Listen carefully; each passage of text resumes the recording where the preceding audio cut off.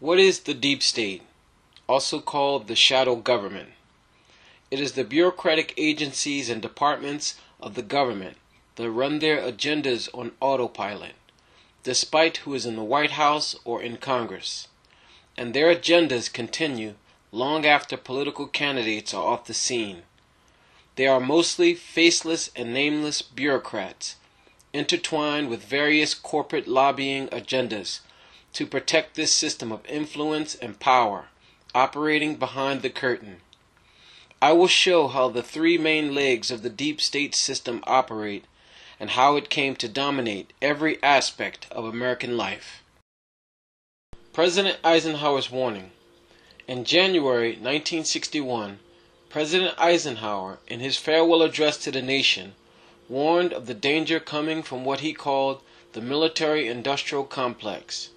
He stated that its influence and power, even over the government itself, could grow to a dangerous and destructive level if it is not kept in check by a vigilant government and an informed and knowledgeable public. Unfortunately, neither would happen.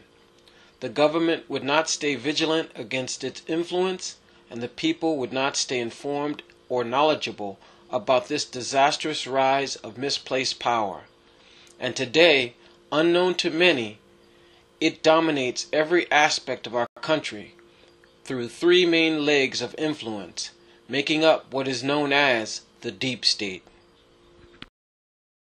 1. The military-industrial complex. It is the system of how money, personnel, and weapons flow to all parts of the country and around the world.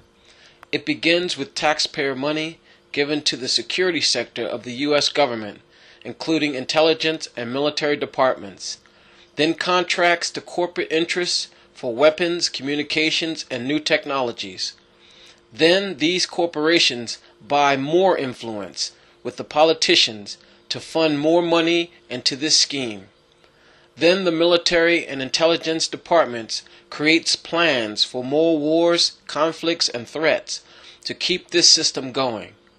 They are the managers of this war machine, constantly feeding it more death and destruction through various wars, terrorism, insurgencies, assassinations, insurrections, coup attempts, sabotage, and various forms of protests and riots, to seed more wars and instability throughout the world.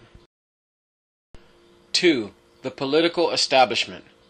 In the United States, the Democratic and Republican establishment function as long-term facilitators of funding through the financial interests of each of their states and the corporate interests of lobbies for more weapons manufacturing plants and other technology related to supplying the war machine.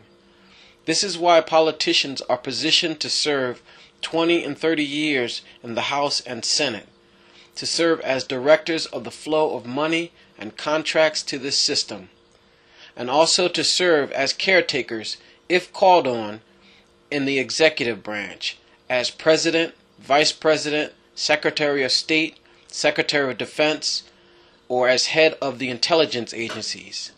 Examples being George H.W. Bush, Al Gore, John Kerry, Dick Cheney, Hillary Clinton, and Joe Biden, to name a few. 3. The mainstream news media, the third leg of the deep state system.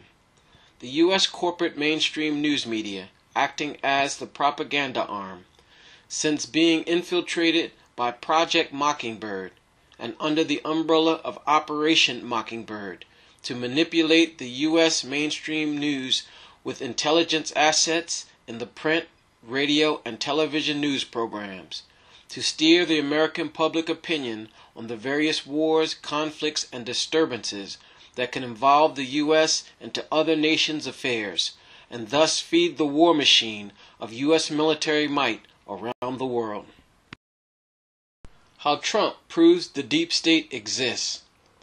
Donald Trump, coming from outside of the deep state system of senators, congressmen, governors, the military, or the intelligence agencies, would become president in 2016 with no military service, no political experience at any level, and no intelligence background, a true outsider of the political establishment. And for this, he would have a target on his back for covert and overt attempts to remove him from the political scene over the last 8 years. But all have failed, from impeachment, indictments, scandals, and multiple attempts to end his life.